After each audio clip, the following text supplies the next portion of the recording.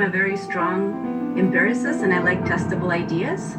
And to the extent that one wants to argue that language shares machinery or mediates something like complex thought and reasoning abilities, we should be able to evaluate it and we should be able to see if that's on the right track. And so for the last decade or so, I've been trying to evaluate that idea, and it just seems like there is no support for it from all sorts of approaches. So in the human brain, the system that works right now in your brain as you're understanding what I'm saying, and in my brain as I'm generating this, is absolutely silent when we're thinking logically, when we're doing math, when we're doing kind of common sense reasoning about object properties, event properties in the world, and so on. Now, when you say silent, just so I understand, you mean it's like not lighting up in some kind of MRI? Yeah. Exactly. Whatever measures we have to measure brain activity, which is it's an indirect measure, but it has been linked to cell firing at some very basic level. And so the language system just doesn't do anything, whereas other parts of the brain are working really hard. So it's not like something in the brain is doing that work, obviously. It's just not the same system that allows us to produce and understand utterances. Now, you can also take individuals with severe language damage. So these are individuals who have, grown up and their brains are well formed and working well. And then suddenly they have something like a major stroke to one of the big arteries that supports the parts of the brain that underlie language ability. And these people, so that's a syndrome known as global aphasia. So it's a very, very severe linguistic deficit. These individuals cannot produce language, they cannot understand language, and yet they can play chess and they can do Sudoku puzzles and they can think very, very complex thoughts about the world, suggesting that language is no longer, is not needed, at least once the brain is fully formed. And so empirically, it just doesn't seem like there's any evidence for this link between linguistic processing and thought. It could have been that way, it's just not. And in those examples, are you measuring the individual's lack of language capacity through the inability to speak, or are you also doing it through examining what's happening inside of the brain while they're, say, playing chess? Can you have someone playing chess in an fMRI machine? You can make it so, but a lot of these individuals have conditions which actually prevent them from being so. Like a lot of them have pacemakers and other things that make them unable to undergo fMRI. But so you assess them behaviorally, but you're not just tapping the kind of surface output structure. We have tests. We, as a field of language research, has developed tests over the years that allow us to tap what kind of knowledge representations are retained, and the best we can tell.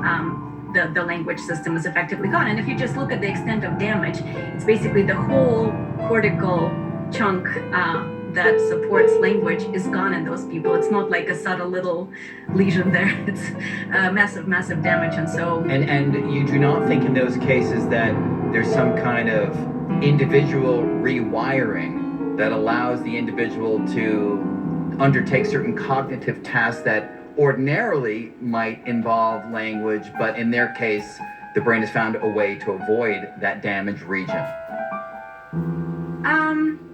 Well, combined with fMRI evidence, I don't think that's likely, because otherwise, in your typical individuals, in you and me, for example, the language brain region should be working hard when we're engaging in complex thought, right? So the fact that they don't seems unlikely. But even so, the argument would still stand that complex thought is possible without language, even if it's somehow moved around in the brain and it's not quite the same as in your typicals. Yeah, absolutely. So Daniel, what about the argument that Chomsky gives in terms of the intrinsic structure of language somehow favoring the computational qualities as opposed to the communicative qualities when you look at the design features of language itself? Let me take a step back and say something about the structures of language from my point of view. I think that as long as you think like Professor Chomsky, you're thinking in this way or the other in terms of the computer metaphor. There's this computer on our shoulders, and this computer is a computational machine. It does all kinds of things, and the idea is language is a sort of software inside that computer. I think that everything we've learned in the last 50 years actually tells us that we should finally replace our metaphors and move from the computer metaphor to what we may think of as the internet metaphor. Language resides on the net. It is a property of the community.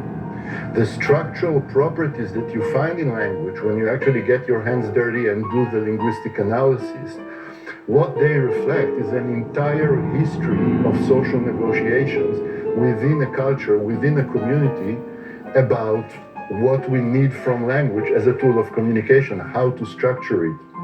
And once you think about language as something that resides on the internet, like Facebook or TikTok, then you can see that we as individuals are end users. We are not, our brain is not the site of language. We are end users of language.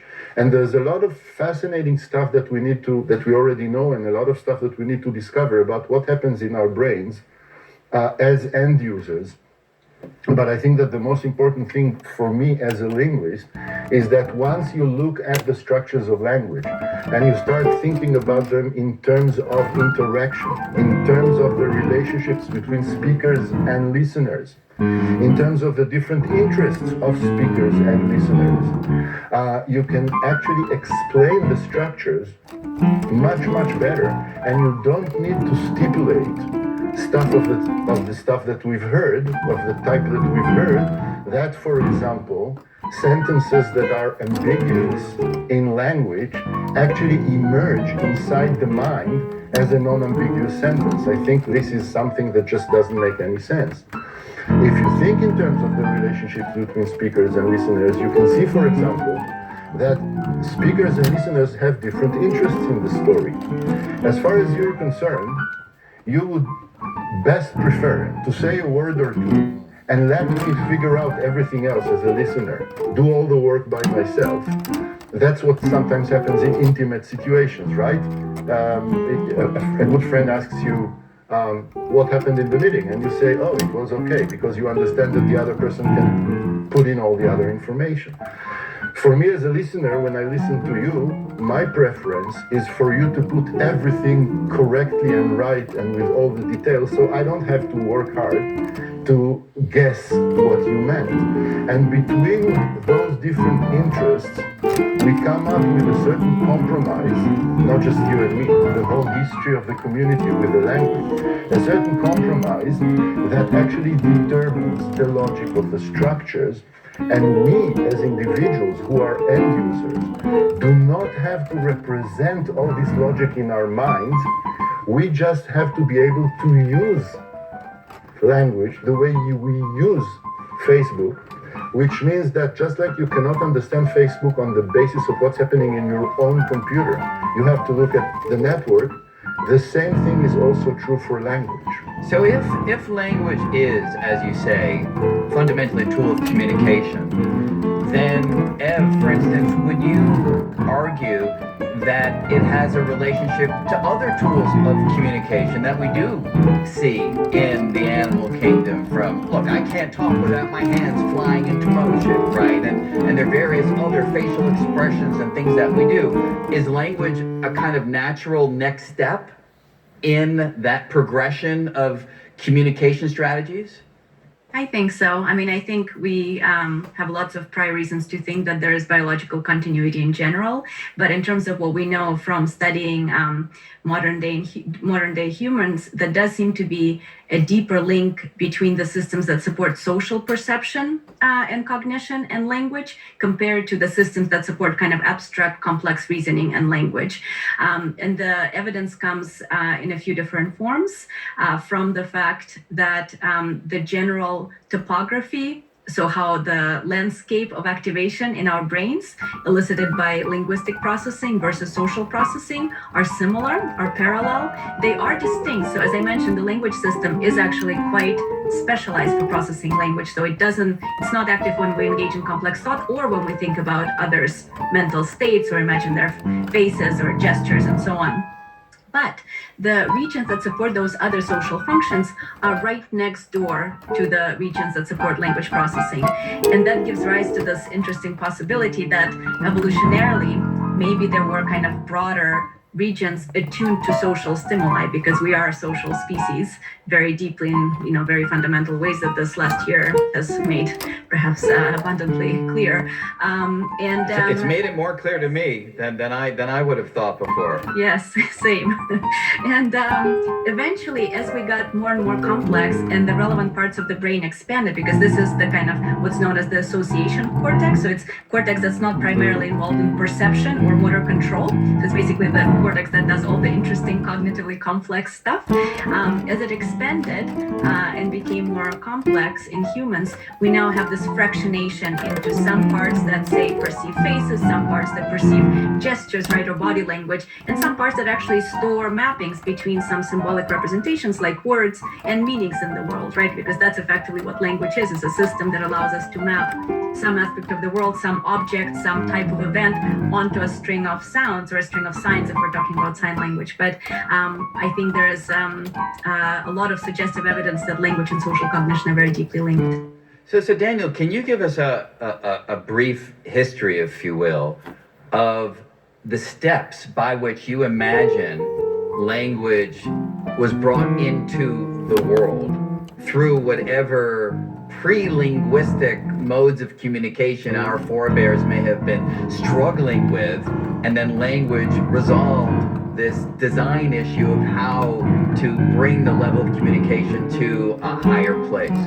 I think that you've got a tale there of three parts. The first part basically starts in the Cambrian explosion 500 million years ago, when brains actually began to evolve. And what you see through a very, very long process of mental, cognitive, emotional evolution are brains that are specialized in all kinds of ways for different animals, for what you may call private experiencing. The brain is supposed to be the commander of behavior of the individual carrying it. All right? And this is something that is true, as far as we can tell, of all animals, maybe apart from social insects. Even when animals live together socially, even when they cooperate, you don't get mental, cognitive cooperation, in the sense that you don't get parallel computing. Individual animals do all the computations they need inside their own head. Sometime around 2 million years ago, in Homo erectus, or maybe in habilis, you start to see in the archaeological evidence signs that human communities broke a barrier. And they broke the barrier of private experiencing and moved to a mode of collective experiencing, using mimetic tools of communication that include pointing and eye contact and demonstrations with the hands and all kinds of stuff like that.